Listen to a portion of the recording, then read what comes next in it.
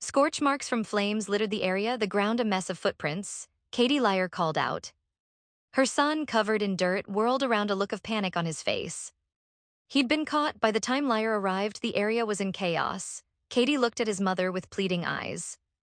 Liar steeled herself. He was clearly looking for forgiveness. But wrongdoing must be punished, she said firmly. Even if you look at me like that, I won't let you off the hook. This is the family's training ground. You're endangering the people who protect us. Mother, I'm sorry, Katie mumbled. I just wanted to show Riddies the training grounds. Katie had brought Riddies here, explaining how the knights trained every day. Riddies, however, was unimpressed. We have better knights at our house, he scoffed. This had clearly irked Katie. I heard you can use fire magic, Riddies continued. Madam, what's wrong? Is something bothering you? Liar thought for a moment, deciding not to tell the maid. Is that true? Yes, Katie replied. So what? Can you stop this downpour?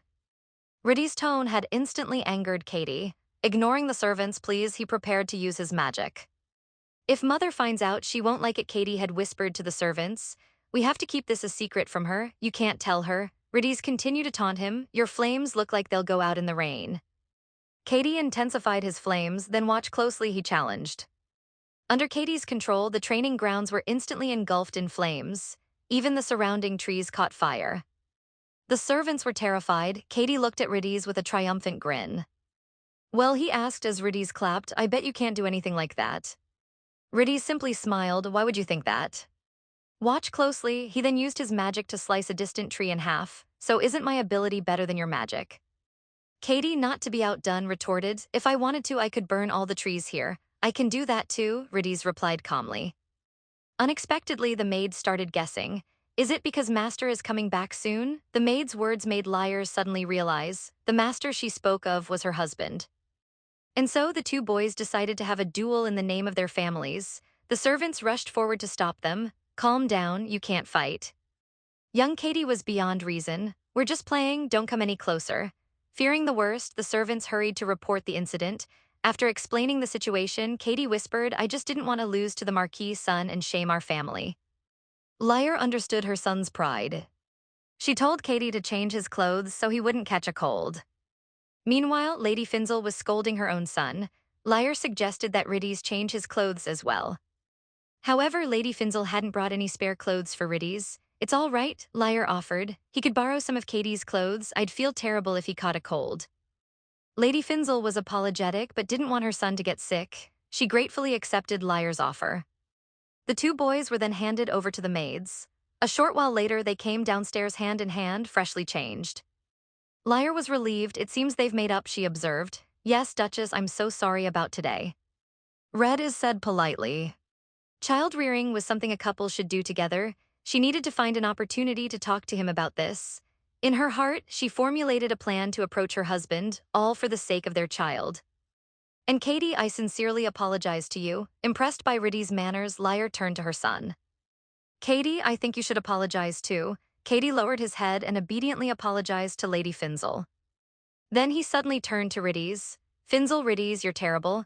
The Duke, eavesdropping on his wife's conversation once again, decided to move up their plans for a second child. Katie, clearly still upset with Riddies, said something that startled Liar. It's okay, Duchess, I know he won't apologize to me, Riddies said. Liar was still trying to process what Riddies meant when her eyes widened in surprise. The boys were talking again, so when are you coming to play again?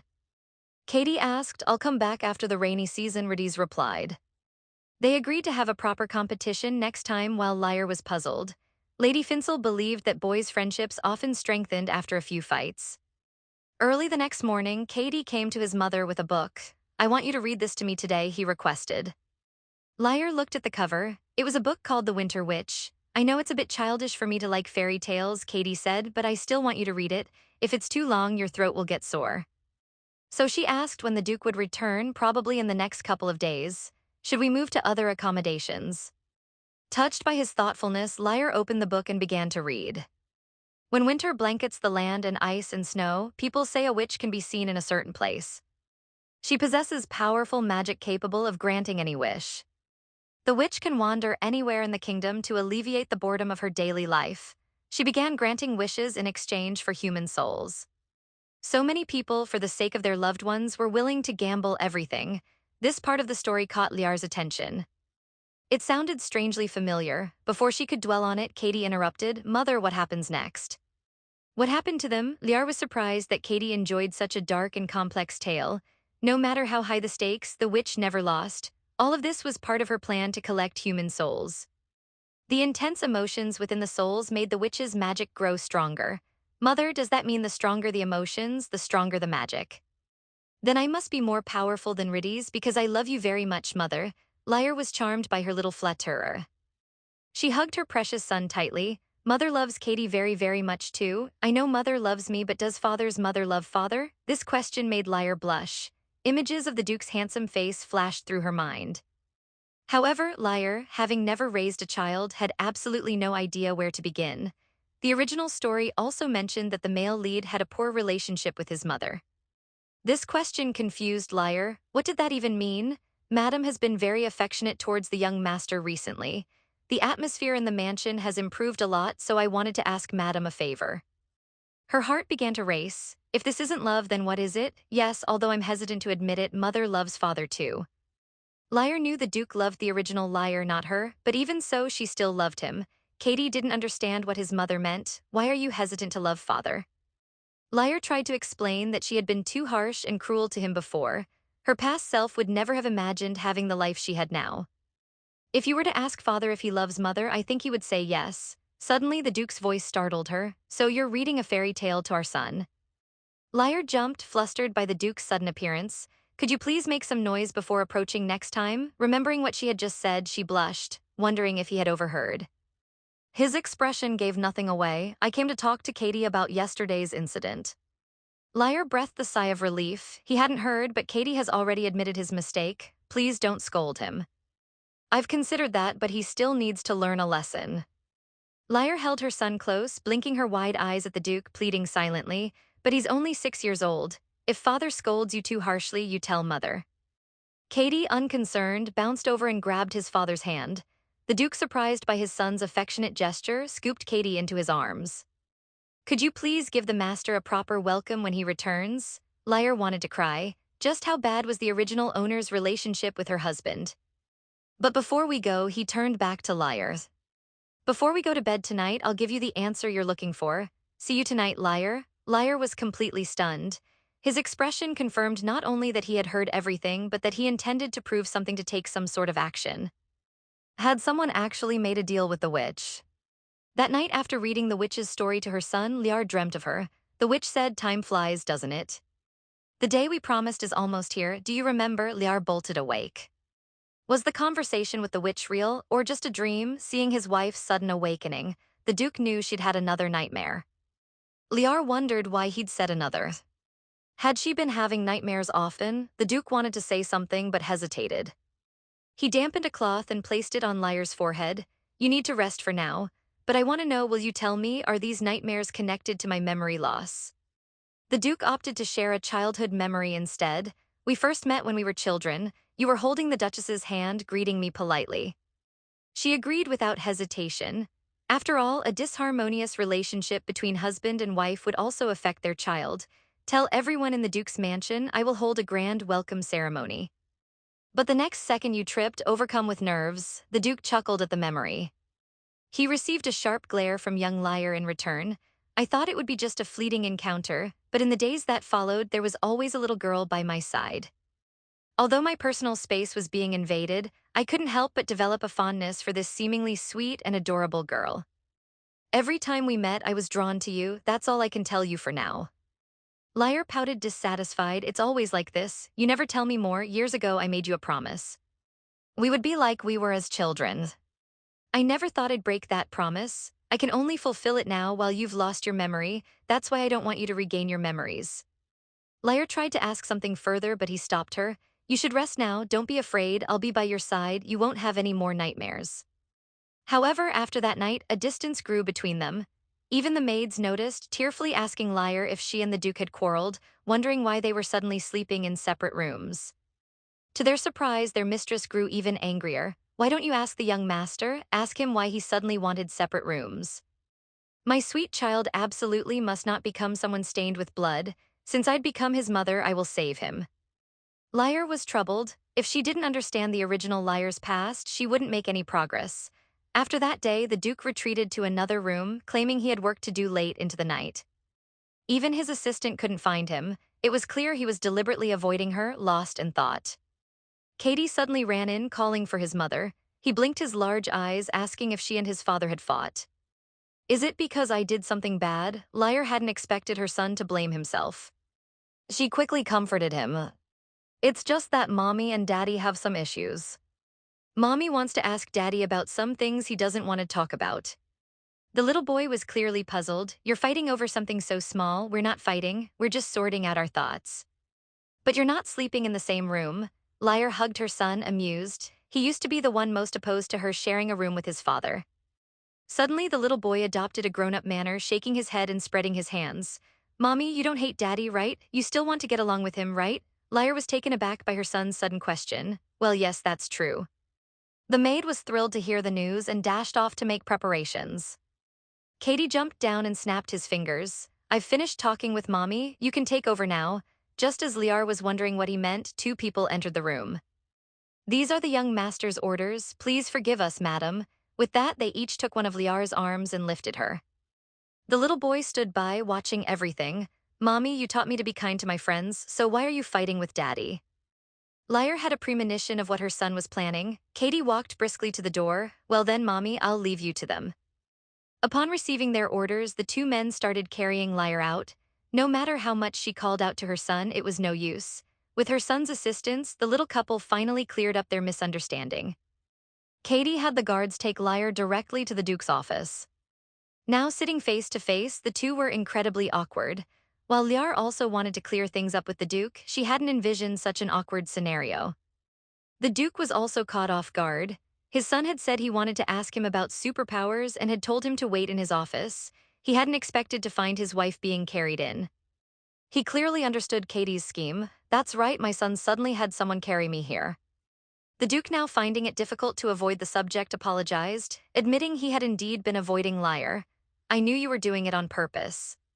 Liar hummed happily as she worked on some documents, then suddenly remembered something. Why? The Duke mumbled sheepishly. Because I didn't want you to regain your memories. When I told you about our childhood, it was because I saw you having a nightmare.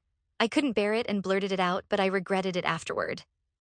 I knew you would eventually regain your memory. I thought I could avoid you, delay it as long as possible. Liar, deeply moved by his confession, still chided him. You should have told me the truth, but the Duke remained fearful. I'm afraid these days are just an illusion. I'm afraid of what might happen when you remember. Liar suddenly grasped his hand. Don't be afraid, even if it's an illusion, even if I regain my memories. It won't change how I feel now. I'll do my best to tell you everything. And with that, she kissed him without hesitation. My love for you will never change. This only deepened the Duke's guilt. He felt selfish. Liar reassured him that she didn't blame him and wouldn't ask about the past anymore. She urged him to come back to their room. Their strained relationship had worried everyone. And just like that, the couple reconciled. A month later, the day arrived for Liar to visit her daughter-in-law. After confirming the items she needed to bring with a maid, she instructed her to take care of Katie, who might not return until the next day. What's my husband's name? Meanwhile, the Duke, nearing home, felt a pang of sadness.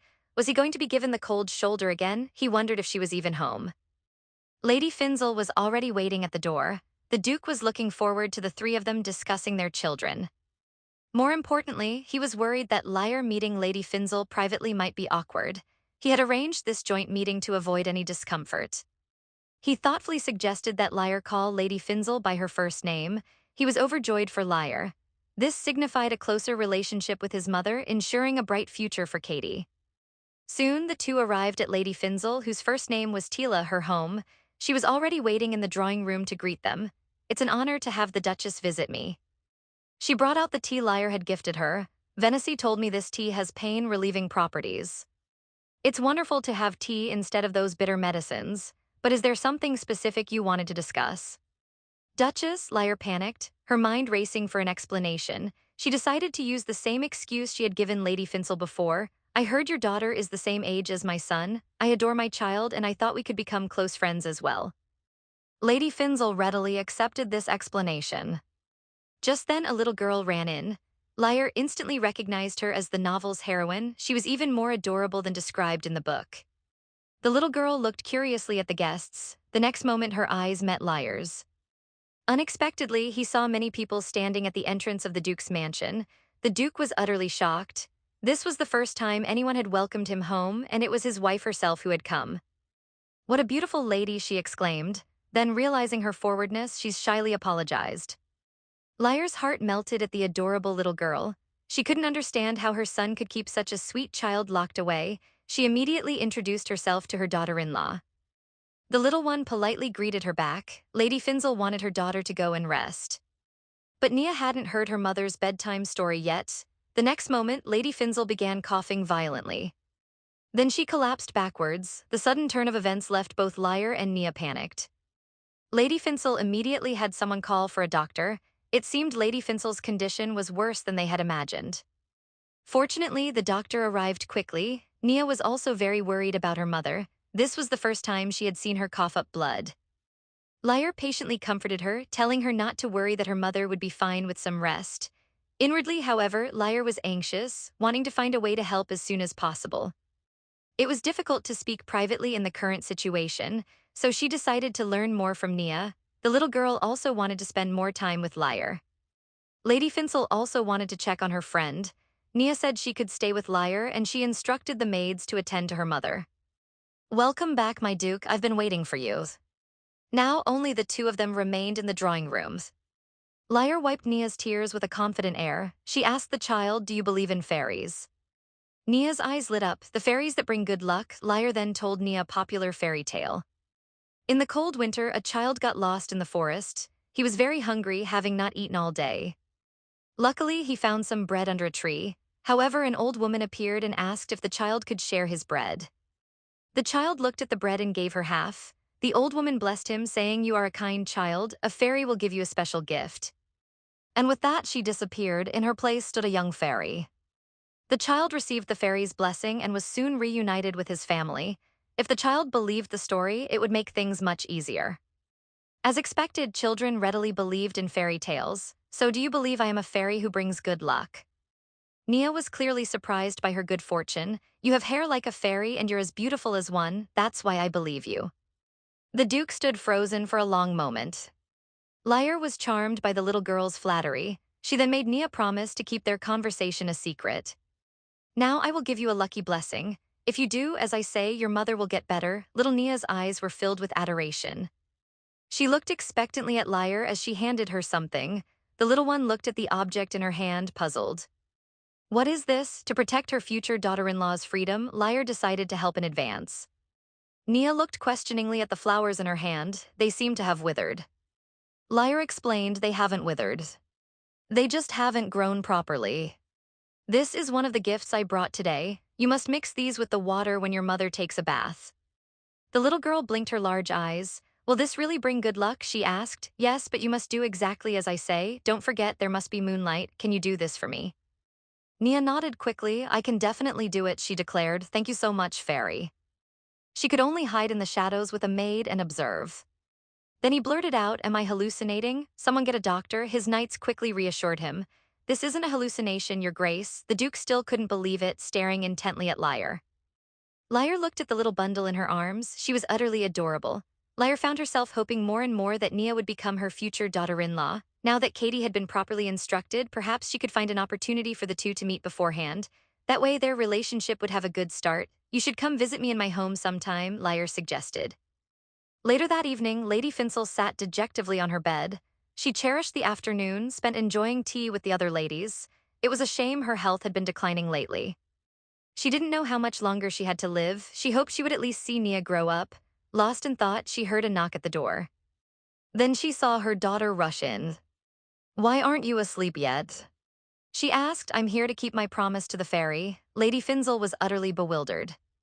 Before she could react, her daughter took her hand and pulled her along. "Where are we going? Mother will see soon." Nia had already prepared the bath water. She led her mother to the bathroom. "Can we bathe with this today? We're bathing here because the moon doesn't shine into your bathroom." The fairy said the moonlight must touch the water. Until Lyre prompted him, "It's quite cold out here. Shall we go inside?" Perhaps he really had hit his head last time. After much internal debate, he finally decided to go in. Lady Finzel was completely baffled by her daughter's constant mention of a fairy, but seeing Nia's enthusiastic preparations. For some reason, she felt inclined to play along with her little game. She stepped into the bath and embraced Nia. Miraculously, the withered flowers began to bloom one by one. Lady Finzel noticed this as well. The flowers hadn't reacted when Nia first brought them in. Nia picked up a blooming flower and exclaimed excitedly, "The fairy was telling the truth." Lady Finzel was curious about the fairy her daughter kept talking about. "Just like in the fairy tales you tell me, the fairy said if I do what she says, you'll get better. She'll bring us good luck." Lady Finzel, though unsure who had told Nia these things, felt her body becoming much more comfortable. Her head no longer felt dizzy. No medicine had ever had this effect before. She hadn't seen a new doctor recently, nor had she taken any different medications. Why was she suddenly feeling better? Looking at her excited daughter, she almost started to believe. "Nia, are you sure this was from a fairy?" "Yes. She said if we keep doing this every day for 100 days, good luck will always be with us." Lady Finzel realized good luck always being with us might mean her illness would be cured. At that moment, Nia cried out excitedly, "These flowers are dancing like a fairy." Lady Finzel agreed, adding like a fairy's hair. Suddenly, the image of someone fairy-like clicked into place. The Duchess, could she know how to cure this illness? It wasn't unusual for the Duchess to help lower-ranking nobles, though she didn't know why. But as long as her child was happy, she recalled Liar saying that afternoon how rare it was to see a noble who cared so much for children. Liar had specifically instructed the servants to give them some privacy. The Duke looked around warily. Perhaps she understood how much Lady Finzel cherished and cared for Nia. Nia might seem mischievous, but she had a pure and kind heart. Lady Finzel hoped to have enough time to stay by her side until she grew up.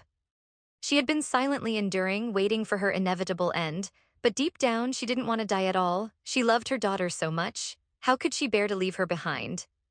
Seeing her mother cry, Nia quickly comforted Lady Finzel. Holding her adorable daughter close, Lady Finzel declared, "From now on, I'll always be by your side." Later that evening, Lyra returned home to find Katie and the Duke still in the office. She quietly listened at the door, eavesdropping on their conversation. Katie, with a serious expression, declared a dress the same color as Mother's eyes would be best, but the Duke disagreed. "Lyra looks like a mermaid from a legend, so I think blue suits her best." Lyra blushed crimson. What were these two talking about? She'd intended to eavesdrop, but this was unexpectedly embarrassing. Pretending she'd heard nothing, she decided to quickly retreat to her room. Just as Lyra was about to slip away, a small hand grabbed hers. "Mother, when did you get back?" Katie's face shone with anticipation for a younger sibling. The Duke, it seemed, and promised to fulfill this wish. Caught red-handed, Lyra awkwardly asked what they were discussing. Their answers were surprisingly synchronized. "We were talking about you." "Why wasn't anyone around?" Lyra blushed even deeper. How could they say such things to her face? Flustered, she quickly changed the subject. "Jin, have you finished your work? And Katie, have you finished your homework?" Once again, their replies came in unison. "Yes." Just then, a servant arrived to remind Katie it was time for his lessons. "But I want to spend more time with Mother," he protested. With Lyra's gentle persuasion, Katie reluctantly went off to his lessons.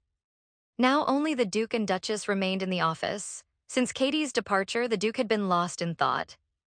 Concerned, Lyra approached him.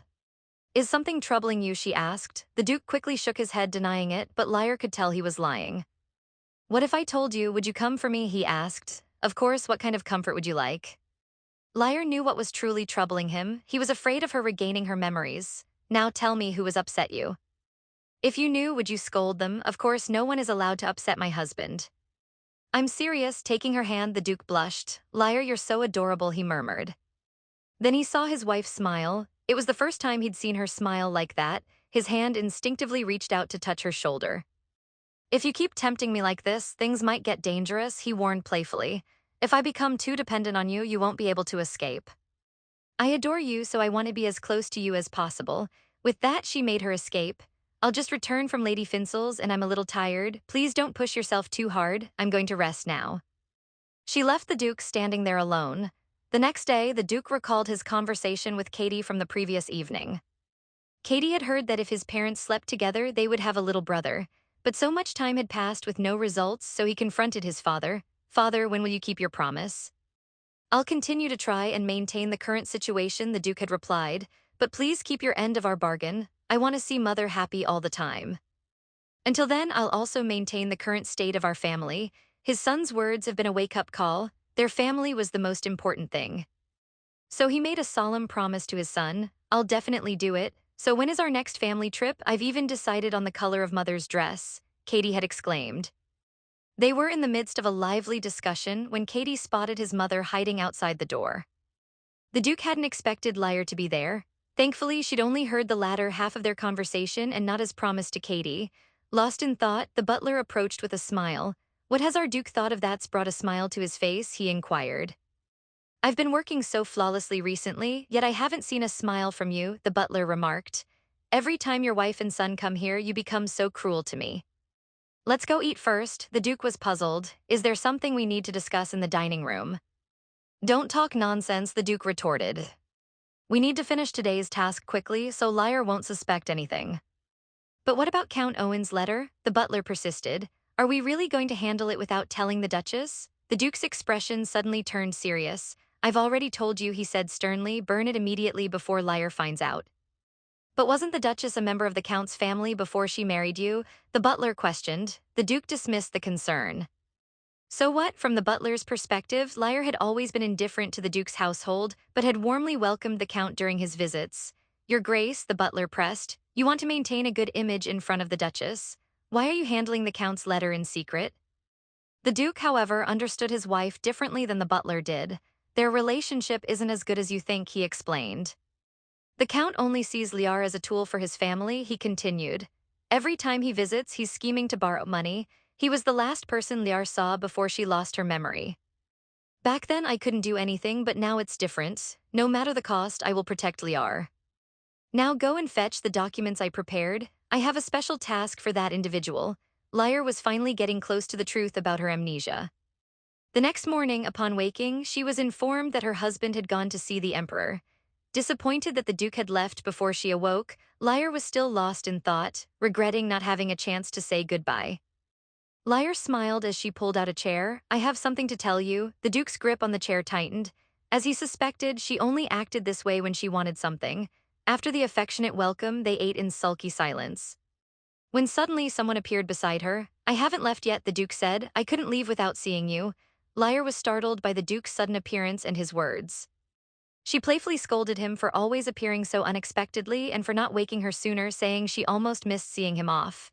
You were sleeping so soundly, he replied tenderly. How could I bear to disturb you? So if I hadn't woken up, she teased, would you have ignored the Emperor's summons? I considered it, he admitted with a smile, but just wait a few days. I'll be back soon. Lyre knew her husband had responsibilities. She remembered the first time she greeted him upon his return from the expedition. Back then, she thought she was dreaming. I'll be waiting for your return, she assured him. Take care of yourself. After the Duke left, Lyre lay alone in the large bed. Seeing her like this, a maid inquired if she was feeling lonely. Yes, Lyre admitted, even though he just left, I already feel lonely. Just then, she remembered Lady Finzel. As if on cue, the maid had come for that very reason, bearing a letter from Lady Finzel. After reading it, Lyre breathed a sigh of relief. Lady Finzel was much better, and at the end, she specifically expressed her gratitude to the fairy. Lyre was also frustrated. What was going on with him all of a sudden? He was being incredibly cold to his wife who had prepared everything. Lyre blushed. Nia had told her mother everything, how embarrassing their next meeting would be. But because of this, the future had changed. Nia's fate wouldn't be so tragic. She still needed to come up with an excuse for the treatment method. She couldn't very well say she'd read about it in a novel. Lost in thought, she drifted off to sleep. Waking again, she found herself surrounded by darkness. The sound of crying echoed around her. Lyre moved forward, puzzled, and saw a young girl weeping. When the girl turned, Lyre was stunned. It was her younger self. What has made you so sad? She asked. For some reason, seeing little Lyre cry so heartbrokenly. She felt an inexplicable sadness as well. I think it's best you don't know, she said softly. But do you really want me to tell you? If I do, she continued. You will remember it forever, and you won't be able to live as happily as you do now. I don't want to live like this, unclear and uncertain, Lyre declared. Only by knowing the truth can my relationship with the Duke truly deepen. Help me recover my memories. Little Lyre, upon hearing this, became even more distraught. Why do you have to know? She cried. Why can't you accept this chance at happiness? You'll only hurt those who are important to you again. Why can't you accept this chance at happiness? She sobbed. You'll only hurt the people you care about again, I won't lie or insisted. Angrily slicing her steak, she thought about how to broach the subject. My Duke, I have something to say. No matter what happened in the past, I now know how important the people around me are. Little Liar finally relented. I know you've grown fond of them, she sighed, so I'll teach you how to access your memories. I know you care for them now, she conceded, so I'll tell you how to unlock your memories. There was a despicable man in my life, someone I never wanted to face again, she revealed. That man was our father, Count Owen. Liar awoke, disoriented, the words of her younger self echoing in her mind. Her father was the key to unlocking her memories. Lost in thought, she was interrupted by Katie. Mother, are you busy right now? He asked. I've learned a new sword technique and I want to show everyone. Having received her consent, he excitedly ran outside to wait for her to change. But afterwards, the maids kept trying to prevent Liar from leaving. Has something happened today? She asked, suspicious. Or is there something you're hiding from me? Ultimately, she couldn't get any answers from them. As soon as she stepped outside, she heard a commotion. Katie tugged at her hand, urging her to take another route, worried something was amiss. And with the Duke away, Liar felt compelled to investigate. She decided to check on the disturbance first and then watch her son's performance. But Katie kept making excuses, trying to get her to return to her room. The servants at the door became visibly nervous upon seeing Liar. They moved to block her path. Liar realized something was definitely wrong. Their unified front suggested the Duke's involvement. She suspected there was someone outside she wasn't supposed to see. The next moment, a man appeared. Long time no see, he said, sensing danger. Katie instantly moved to protect his mother. The Duke remained indifferent, then say it. Liar forced herself to speak. Being on expeditions must be very difficult. It's certainly not an easy task. Following the Duke's orders, the guards were preventing Count Owen from entering the mansion. Upon seeing Liar, the Count demanded to know why he was being denied entry. Liar knew he had deliberately chosen to arrive while the Duke was away, but this was also the perfect opportunity to learn more about her past. The Count would surely speak freely about her former life. Let him in, she instructed the guards. The Duke is absent. As the Duchess, I have the authority to make this decision. I don't want to have to repeat myself. Let him in, the guards finally stepped aside. The Count had the audacity to ask, why are you treating your father this way? I can't believe you let them do this to me. We're family, Liar, refusing to engage, simply instructed a maid to escort him to the meeting room. From the moment she laid eyes on him, a wave of revulsion washed over her, leaving her to wonder what kind of man her father truly was to evoke such a visceral reaction. Katie, noticing his mother's expression, anxiously pleaded, please don't look like that, Mother, it scares me. You used to always have that look on your face. I'm sorry, Katie, Liar said, softening her expression. I just felt strange. I promise I won't make that frightening face again. Every time I look at you, Katie, I want to smile. I'm so lucky to have such a sweet and caring son. Don't worry, I won't wear that expression again. Liar understood Katie's unease, his fear that she would revert to her former self. Mother has to go and see a guest now. Go to my room and wait for me. Looking at such a lovely child, she couldn't understand why the original female lead would neglect him.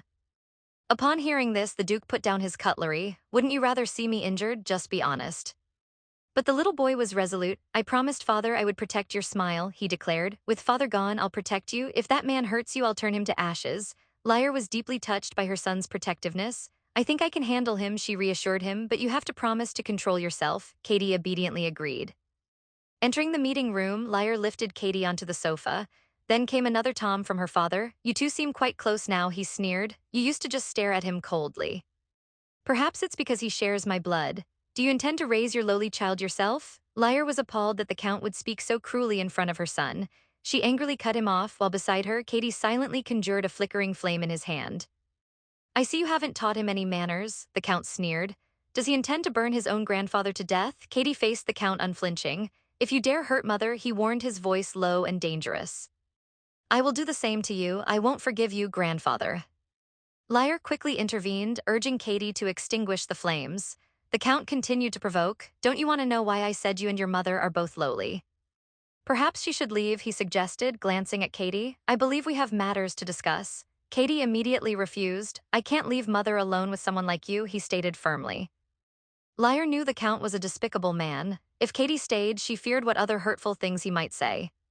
Seeing her son hurt was the last thing she wanted. Katie, do you trust Mother? She asked gently.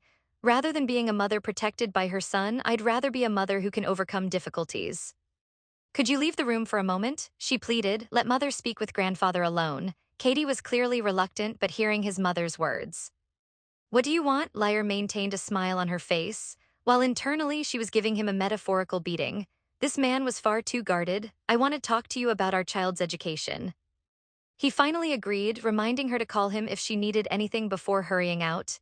As soon as Katie left, the Count's mocking laughter filled the room. You've tamed him well, he observed. Now both the Duke and his son danced to your tune. Now that the nuisance is gone, he continued, getting straight to the point. I need funds for a business venture. Lyre's head throbbed. This felt eerily familiar, as if it had happened countless times before. A fragmented memory of the gardener flashed through her mind. The Duke has amassed considerable wealth from his recent expedition, the Count pressed. If you give yourself to him, I can use the funds to repay my debts. Even as the gardener vehemently protested, the Count remained deaf to her pleas, even resorting to violence. As far as I'm aware, none of your business ventures have ever been profitable, Lyre pointed out. You're well aware of that, aren't you? That should be proof enough of what you've done to me. The Count, enraged by her defiance, slammed his fist on the table. You're nothing but a commoner's child, he roared. Shouldn't you be grateful that I allowed you to live as a noble? The gardener's true parentage was a revelation that Lyre had never anticipated. Another memory surfaced, a woman with the same vibrant red hair as her own. Their happy life had been shattered without warning. Soldiers sent by the Count had ripped the gardener away from her mother. No matter how much her mother cried, it couldn't change the fact that she was being taken away. Faced with his suddenly changed wife, the Duke was momentarily incredulous. Don't you hate me? Why are you putting on this affectionate act? Lyre rushed over anxiously to explain. No, I'm not acting because she was so anxious. Lyre's true origins were finally revealed. She wasn't the Count's daughter. She had been stolen, taken from her mother simply because of the unique color of her eyes. Young Lyre was brought to the Count's mansion, stripped of her real name. Deemed beautiful, she was forced to live as his illegitimate daughter, and so she became the Lyre everyone knew. Her mother had been hired as a nanny in the Count's household. They found stolen moments to play together, but their interactions were always cautious, shrouded in secrecy. Her mother lived in constant fear of being discovered by the Countess. Young Lyre believed the Countess disliked her and therefore wouldn't pay her much attention. How could the Countess not like you? Her mother had asked. You're so beautiful and sweet. Young Lyre knew that in the entire Count's mansion, only her mother would think that. However, she was wrong. The very next day, she was summoned by the Countess. A sense of foreboding washed over Lyre. She frantically tried to recall if she had made any mistakes in her lessons. The Countess had never summoned her before. There's no need to be afraid, the Countess said. I simply feel I've been too cold to you in the past. Now I wish to take better care of you. Is something troubling you lately?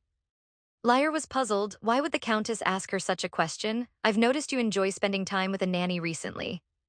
Why do you prefer her company to mine? Lyre's heart pounded in her chest. Being with her real mother was her only solace, her only escape from the gilded cage of the Count's mansion, but she dared not speak the truth. The next second she fainted. A girl accidentally transmigrated into the body of a Yandir male lead's mother and gained a ridiculously handsome, yet sunderer husband to prevent her child from going astray. The Countess continued, her voice laced with a chilling indifference. If you don't enjoy spending time with me, then get out of my sight. Young Lyre tried to convince herself that the Countess wasn't truly angry. But there was something unsettling about her demeanor, a subtle shift that sent shivers down Lyre's spine. That night her mother slipped into Lyre's room, gazing at her sleeping daughter, tears streamed down her face. I'm sorry, she whispered, her voice choked with emotion. I promised I would protect you always. She gently placed a pendant in Lyre's hand. I don't think I can keep that promise anymore. The next morning, Lyre awoke to find a pendant clutched in her hand. A sudden, chilling realization washed over her and she called out for a nanny. As she feared, a stranger stood before her. The nanny was gone. Tears welled in her eyes as she demanded to know where her nanny had gone. You should eat your breakfast, the new nanny said, her voice devoid of warmth. The Countess won't like to see you in this state. Young Lyre knew the Countess was behind her mother's disappearance. Wiping away her tears, she resolved to confront the Countess. She had to beg for forgiveness, to plead for her mother's return. Rushing to the meeting hall, she fell to her knees before the Countess. It's all my fault, she cried. Please give her back to me. What have I taken from you? The Countess asked, a cruel smile playing on her lips. Do you miss your mother so much? Lyre decided to take both husband and child firmly in hand. I heard the Duke of the North needs servants, she continued. her voice dripping with false sweetness. So I sent her there, don't be so upset, she added. I plan to visit her workplace this summer. Would you like to come with me? The Count, standing beside the Countess, chimed in. This is a wonderful opportunity to visit the Duke's mansion. His son is still a young boy. I hope you can catch his attention, he said, his gaze lingering on Lyre. Use your beauty to entice him. Consider it repayment for raising you. The memory faded, leaving Lyre reeling. Count Owen, still oblivious to her inner turmoil, continued his manipulative tirade. If you don't want your husband to know about your lowly origins, Lyre cut him off, her voice sharp. The Duke wouldn't care about such things. What if you knew he was the one who killed your mother? Katie, sensing his mother's distress, rushed to her side. He brought his favorite teddy bear, hoping to comfort her. Meanwhile, Count Owen continued his threats, mentioning moving her mother's grave. You'd best obey my orders, he warned. If you disturb my mother's grave because of this, Lyre retorted, her voice trembling with barely suppressed rage. I think he would be very upset. Lyre was disgusted by the Count's depravity. She realized he had likely used similar tactics to manipulate the original Lyre, ultimately leading to her tragic end. But she was different, she would not be swayed by his threats. Without hesitation, she ordered him to leave the Duke's mansion. Alerted by the commotion, the guards rushed in. They quickly apprehended the Count, who continued to rant and rave. Katie, a small face etched with worry, ran into the room to check on his mother. Just as she was explaining, she fainted from anxiety. Fortunately, the Duke rushed over and caught her. Later that night, as they prepared for bed, Katie clutched his teddy bear. Mother, are you all right? He asked softly. I brought my favorite teddy bear to cheer you up. Lyre's heart swelled with love for her son. Even in her own distress, he sought to comfort her. Can I sleep with you tonight until father returns? He asked. Lyre readily agreed. It had been a long time since they had shared such a moment of quiet intimacy. Looking at her son's sweet, obedient face, Lyre thought of her past coldness towards him. How heartbroken he must have been. Katie, she whispered, do you hate mother? The little boy lowered his head, silent for a moment. I did a lot of things before, he finally mumbled. But you never gave me a hug. Then I must have been a terrible mother, Lyre murmured, guilt-gnawing at her. But even though I was cold, Katie continued, I still liked you. Back then I just wished you would smile at me. Then suddenly you started smiling at me. Katie snuggled closer. At first I was angry. You were suddenly so nice to me. But then I wasn't angry anymore because I really, really love you, mother. Even now I still love you. Lyre held her precious son close, tears pricking her eyes. She'd even seen the Winter Witch, clutching her mother's only memento. She'd begged the witch to let her see her mother again. The witch had refused her plea but offered her 10 years. Young Lyre, believing life without her mother was worthless, had scoffed at the offer. The witch had laughed, accusing her of lying, and proposed a wager. Lyre wanted to say something more, but a sharp pain in her stomach left her speechless.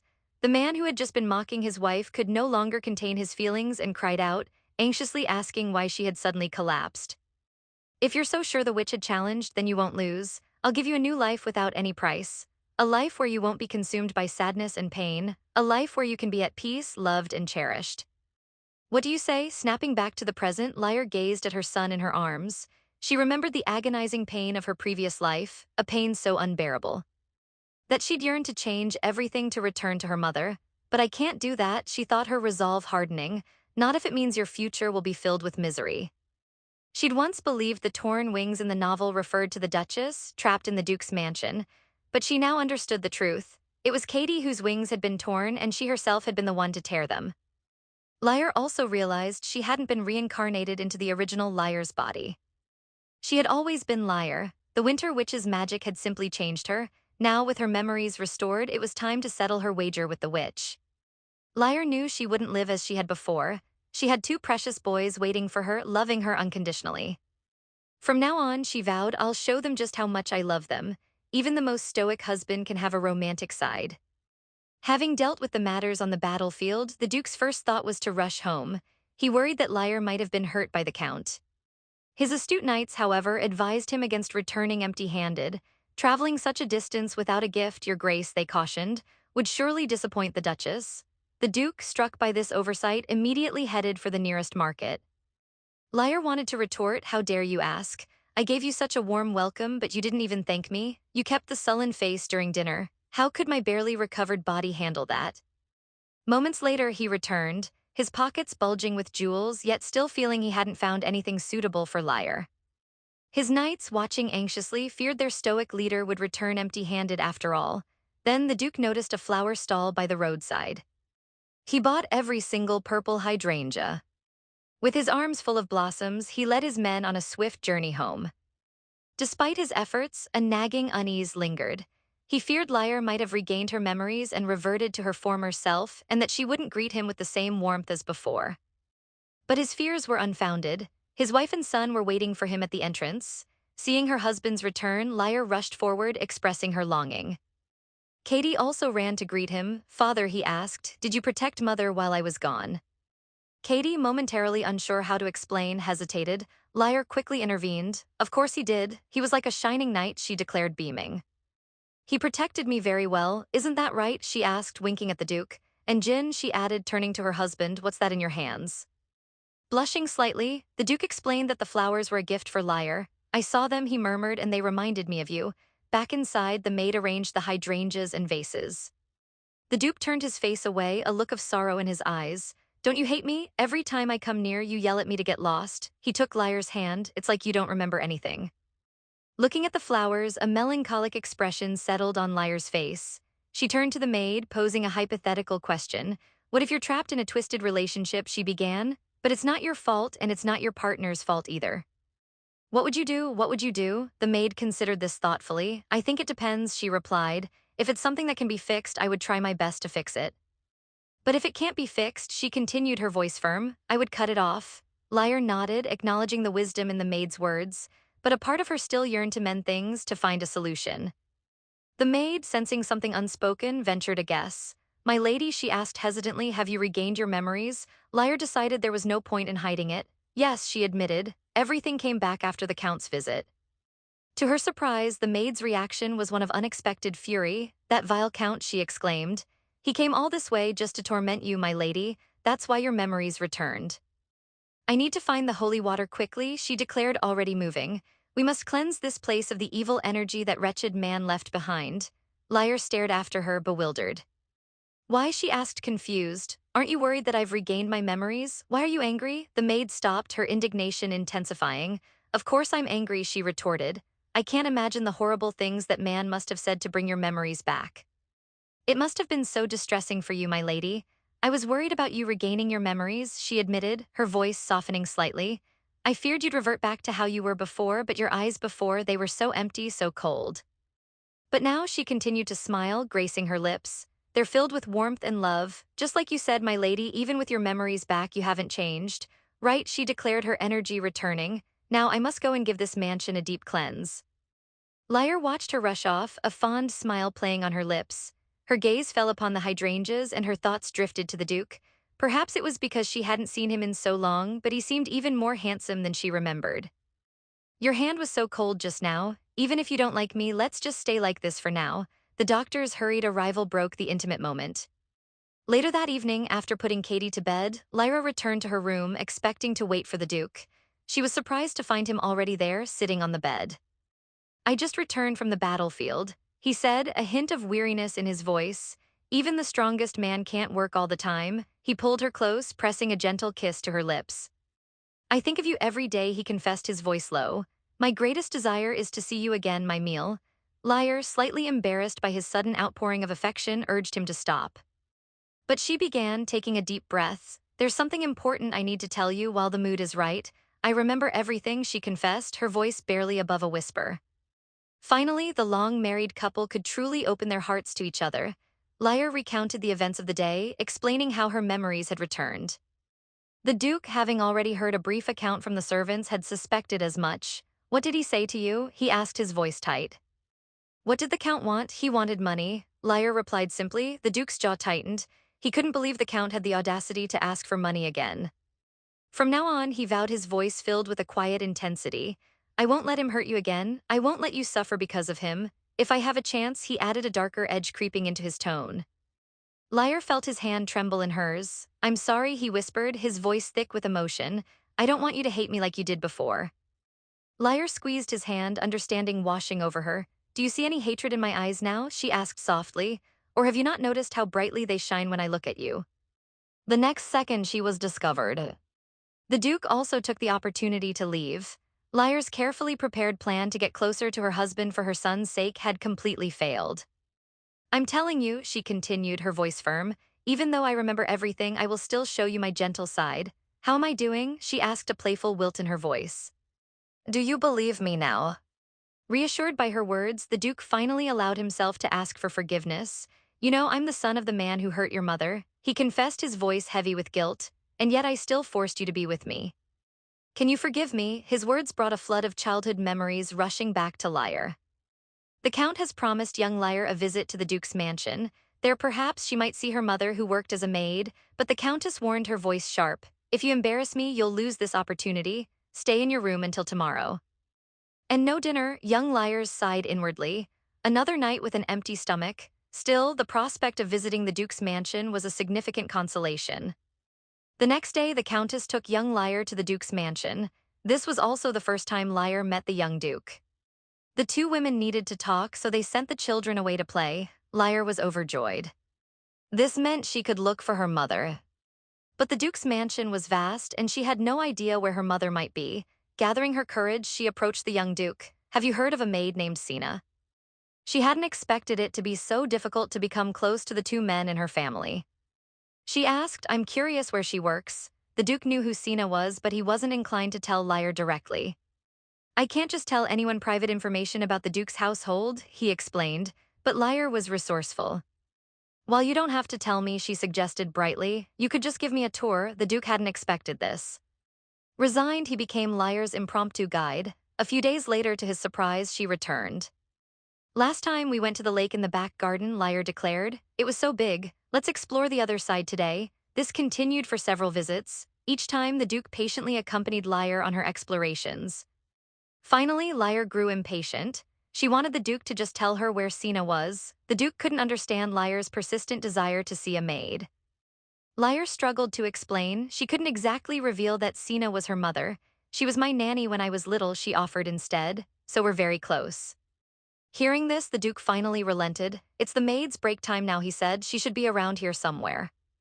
Overcome with excitement, Lyre tripped and fell. The Duke couldn't help but chuckle. Early the next morning, Lyre was awakened by birdsong. She tried to replay yesterday's plan in her mind. But he still helped her brush the dirt off her dress. Be careful next time, he teased gently. And so, Lyre followed the Duke to the maid's quarters. Finally, she saw her mother, Sina, busy in one of the rooms. Sina was shocked to see her daughter and instinctively tried to hide the bruises on her arms. The now-grown Lyre finally soothed her husband's anxieties. The events of their childhood had always been a source of unease for the Duke. After young Lyre's persistent requests, the young Duke finally agreed to take her to see her mother.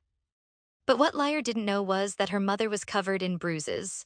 Not wanting to worry her daughter, Sina pretended she needed to work and sent Lyre away. However, from that day on, young Lyre frequently visited the Duke's mansion to see her mother. Eventually, she discovered her mother's injuries. Panicked, the only person she could think to ask for help was the Duchess, but the Duchess responded with cold indifference. That maid as a member of the Duke's household, she sneered, meaning she belongs to me. Why should I call a doctor for a lowly servant? To Lyre's horror, she discovered that the Duchess herself was responsible for her mother's injuries. It was then that Lyre realized the Countess' deception. Her sole purpose in allowing Lyre to visit was to watch her mother slowly die. The Duke had known all along. As these memories flooded back, tears streamed down Lyre's face. The Duke frantically wiped away his wife's tears and apologized. It seemed a pleasant dinner was out of the question for now. Her stomach was still churning. She needed to come up with another plan quickly. Lyre gestured for the Duke to sit beside her. So much is coming back to me, she murmured. Memories from when we were children. Do you know what my first impression of you was? She asked, a faint smile playing on her lips. Probably something like the serious and aloof heir to the dukedom, she chuckled. Honestly, I found you quite unfriendly at first. You kept refusing to tell me where my mother was, but I was so happy to be with you. Every day I'd make up excuses to explore the mansion with you.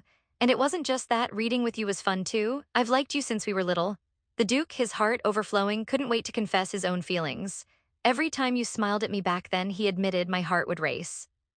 But I still refused to tell you where the maid was, he continued, the guilt evident in his voice. Even knowing she was suffering in my mother's hands, I deeply regret my childhood judgment. Perhaps if I told you sooner, he whispered, we could have saved her.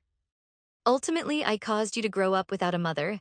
Lyre reached out to comfort him. She knew that as a child, the Duke hadn't had the power to protect her mother. You even endured beatings from the Duchess because of it, she reminded him softly. All those who caused this pain are long gone now, she said, her voice firm. And I shouldn't blame you for what happened. I'm sorry I was so harsh with you before. You don't need to apologize anymore, he replied, his gaze locking with hers. I've always loved you. Lyre pulled him close, offering a comforting kiss. Meanwhile, young Katie, resigned to being a good older brother, talked quietly to his stuffed toy. I told you I wanted to see Mother, he whispered to the toy. Why wouldn't she let me go? Just then there was a knock at the door. Liar was puzzled. She had instructed them not to let anyone in. If someone was coming at this hour, it had to be Katie or the Duke. Even when she was sick, Mother would always come see me. Something must be wrong. He hugged the toy tightly, a worried frown creasing his brow. His mother upset because Father is back, he wondered. He quickly dismissed that idea. A knock at the door startled him. Thinking it was his mother, Katie raced excitedly to the door. He was disappointed to find Daisy, his mother's maid. His cheerful expression instantly fell. Oh, it's you, Daisy, he mumbled. I wasn't looking for you. The maid explained she was there to check if he was asleep. I'll be fine, he huffed. You can go. Daisy realized he was upset because he hadn't seen his mother. Katie, putting on a serious face, decided to tell a little fib. Master Katie, she began conspiratorially. Can I tell you a secret? And I'll only tell you your mother is preparing a wonderful gift for you. Katie's interest was immediately piqued. He wondered what his mother could be planning. Daisy drew out the suspense. But my lady told me not to tell anyone, she whispered. But I'm telling you especially, she wants to give you a little brother. Katie's eyes widened in disbelief. With a flutter of excitement, she opened the door and saw her adorable son holding a teddy bear lollipop. Really, he asked, barely able to contain his excitement. He remembered his promise to his father. For a little brother or sister, he wouldn't sleep with his mother. Can I see Mother now? He asked eagerly. Daisy quickly concocted a story. Babies need a special bird to help them be born, she explained. When a couple gets along well, the bird will visit them, but the bird doesn't give babies easily. To make sure the bird keeps coming back, it's very sensitive. It only visits at night until morning. If the bird flies away, they won't have a baby. Katie, innocent and trusting, believed her story. I promised Father I wanted a brother, he thought, and now I know Mother doesn't dislike me. I can be patient for a little while. After all, I'm gonna be a big brother soon. Daisy led the now content Katie off to bed. The next day, Liar woke up feeling sore all over. She didn't notice the Duke sneaking up behind her and was startled once again. I came because I was worried you weren't feeling well, the Duke murmured, his voice laced with concern. Liar looked at him surprised. But aren't you busy today? Nothing is more important to me than you, he replied softly. He hesitated for a moment. But I do want to know what the Count said to you that day. Liar's expression clouded. He said if I didn't give him what he wanted, he'd tell you himself that I was born a commoner. Outwardly calm, she was doing cartwheels inside. Her son must have come because she was sick, faced with his excited mother. The little boy turned his head away shyly. Eat it quickly. It'll make you feel better.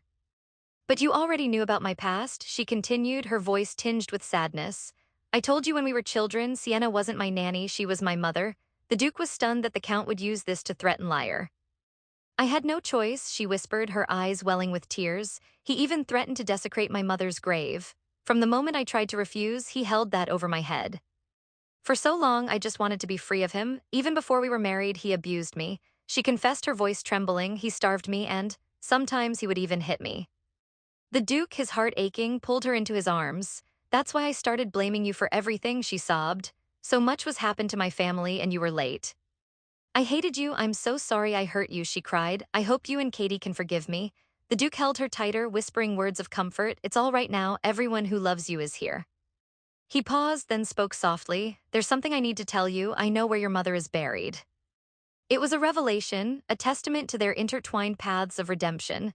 The Duke had always regretted his childhood in action, his inability to protect Sienna. He had ensured she received a proper burial. Liar was overwhelmed. Her mother, a mere servant, had been treated with respect. The Count's lies, the cruel manipulations, were finally exposed. We should visit her together when you're feeling better, he suggested gently. He had always feared she wouldn't believe him, so he had kept it a secret, a quiet act of devotion. Liar was deeply touched by his unspoken gesture. He had been just a child himself, burdened by the weight of adult secrets. Liar accepted it with a smile. Thank you for thinking of me, son. Facing his beautiful mother, Katie blushed immediately. It's not like I wanted to come, he mumbled, contradicting himself. You told me to come. He had endured his own mother's abuse, her constant berating. Liar's arrival had been a beacon of light in his young life. He was no longer alone. She had saved him from that desolate, lonely childhood. Meanwhile, the Count's situation had taken a decidedly grim turn. His nephew had barged into his home, uninvited and unwelcome. The Count, enraged, tried to throw him out, but his efforts were futile. "I told you I'm not after your title," the nephew sneered. "I've been paid by the Duke to take care of you." He signaled and guards appeared, seizing the Count and binding him. "This is the price you pay for your greed, for taking advantage of others for so long." "Don't worry," the nephew continued, his voice dripping with malice. "I'll dump your body deep in the forest and make it look like a carriage accident." The Count, his face pale with terror, could never have imagined such an end. Several days later, Liar had fully recovered. Daisy, her maid, bustled in, excitement evident in her voice. "A letter from Lady Fennel. Would you like to read it yourself, my lady?" Liar, eager to hear from her friend, quickly opened the letter. She had been looking forward to sharing tea and conversation with Lady Fennel once she was well, but as she read, her expression turned serious. "I think we have some important preparations to make," she announced. "The mansion is about to welcome a very adorable child." Daisy immediately guessed. Lady Fennel's daughter, Liar, her face softening, began to gush about how lovely the child was. "We must make sure everything is perfect for their arrival." Liar knew what her little boy was thinking, but she didn't expose him. Daisy, equally excited, declared she would prepare the finest cakes and tea. She did have one question, though. "Why does Lady Fennel and her daughter call you fairy in the letter?" Liar blushed a little embarrassed. "Well," she admitted, "when I was a child, I always wished for a fairy to rescue me. That wish never came true. I'm glad I can help make that wish come true for Lil Nia." "Fairies may not be real," Liar mused, "but there are people who are like fairies, people who don't want others to suffer." Liar gazed silently out the window at the sky. "Mother," she whispered, "I miss you so much, but it will still be a long time before we meet again. I have to take care of my child and my husband first. They're the people I love most. So Mother, please wait for me a little longer." Little Katie was finally going to meet his future wife. Liar, like any excited mother, could hardly wait. She dressed her son early that morning and told him that two very important guests would be arriving. Liar pictured the scene in her mind, imagining the two children meeting for the first time. She wondered if Katie would fall in love with Nia at first sight. In the original story, their first encounter hadn't been pleasant, but so much had changed this time around. "There will be a little girl coming today about your age, Katie. Can you take good care of her?" The little boy's face fell at the mention of a girl. "Girls are so troublesome," he mumbled under his breath. Liar reiterated her request, asking him to be nice to Nia. Katie immediately linked his pinky finger with his mother's. He had never broken a promise to his mother. "No matter what, I'm grateful you came, Katie." The Duke, well aware of his son's obedience, promised to make him his favorite walnut pie afterward. The little boy's eyes lit up. "I promise I'll be good." Soon, Lady Fennel's carriage arrived at the mansion. Nia, hand in hand with her mother, stepped down from the carriage. Liar and Daisy, watching the scene unfold, couldn't help but gasp inwardly. The little girl, dressed like a miniature cupcake, was utterly adorable. Nia, upon seeing Liar, immediately cried out, "Fairy lady." The servants standing nearby began to whisper amongst themselves, wondering if the child meant that the Duchess was as beautiful as a fairy. "It's so good to see you, fairy lady. I've been wanting to visit you for so long." The repeated use of fairy lady made Liar feel both flattered and a little embarrassed. Hesitantly, she asked Nia not to call her that. Nia immediately covered her mouth, apologizing and explaining that she hadn't meant to reveal the fairy's identity. She was afraid the fairy would take away her good luck. Liar's heart melted at the child's innocent fear. Before Liar could respond, Katie stepped in front of her, shielding her protectively. "Stay away from my mother," he declared. "She's not your fairy." "She's my mother."